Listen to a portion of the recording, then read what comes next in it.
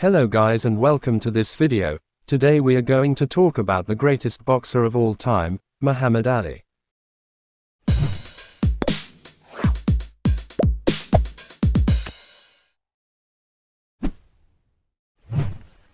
Muhammad Ali was an American professional boxer and activist.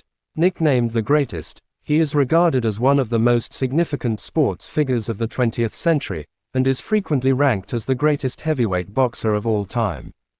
Ali was born on the 17th of January 1942 in Louisville, Kentucky, United States. His birth name was Cassius Marcellus Clay Jr.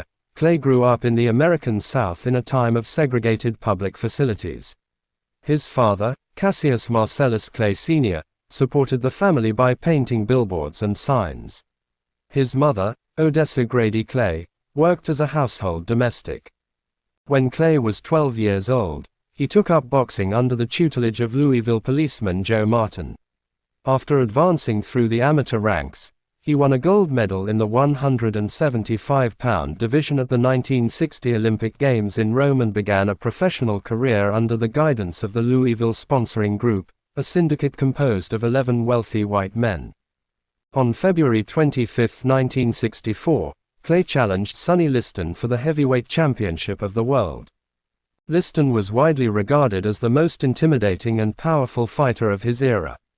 But in one of the most stunning upsets in sports history, Liston retired to his corner after 6 rounds, and Clay became the new champion. 2 days later, Clay shocked the boxing establishment again by announcing that he had accepted the teachings of the Nation of Islam.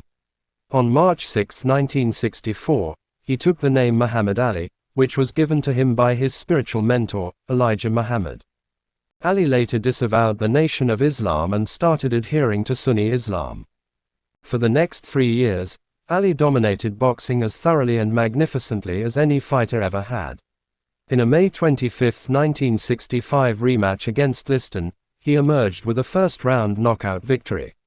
On November 14, 1966, Ali fought Cleveland Williams, and over the course of 3 rounds, Ali landed more than 100 punches, scored 4 knockdowns, and was hit a total of 3 times. Then, on April 28, 1967, citing his religious beliefs, Ali refused induction into the U.S. Army at the height of the war in Vietnam. Many Americans vehemently condemned Ali's stand. It came at a time when most people in the United States still supported the war in Southeast Asia. Ali was stripped of his championship and precluded from fighting by every state athletic commission in the United States for 3.5 years. In addition, he was criminally indicted and on June 20, 1967, convicted of refusing induction into the U.S. Armed Forces and sentenced to 5 years in prison. The conviction was unanimously overturned by the U.S. Supreme Court after 4 years. In October 1970, Ali was allowed to return to boxing, but his skills had eroded. The legs that had allowed him to dance for 15 rounds without stopping no longer carried him as surely around the ring. His reflexes, while still superb, were no longer as fast as they had once been. On March 8, 1971, he challenged Joe Frazier, who had become heavyweight champion during Ali's absence from the ring. It was a fight of historic proportions, billed as the fight of the century. Frazier won a unanimous 15-round decision. Following his loss to Frazier, Ali won 10 fights in a row, 8 of them against world-class opponents. Then, on March 31, 1973, a little-known fighter named Ken Norton broke Ali's jaw in the 2nd round en route to a 12-round upset decision. Ali defeated Norton in a rematch. After that, he fought Joe Frazier a second time and won a unanimous 12-round decision.